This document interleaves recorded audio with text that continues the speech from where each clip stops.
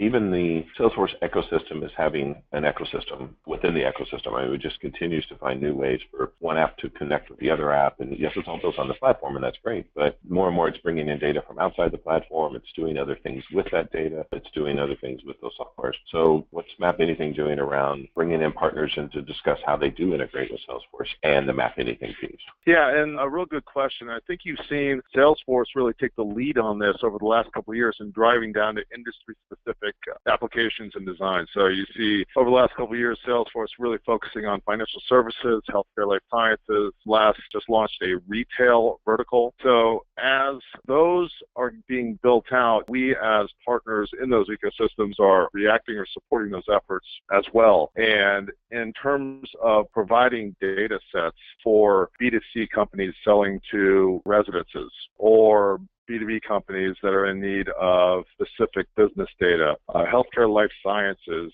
Medicare, Medicaid studies data sets. And so, as we as an ecosystem and following Salesforce lead on the industry-specific applications, we as partners are bolstering those efforts in what we're doing in our niche areas. So I think you're seeing a next generation of solving specific business problems, not only with CRM, but, the platform, custom app development, and then we as native Salesforce application providers as well.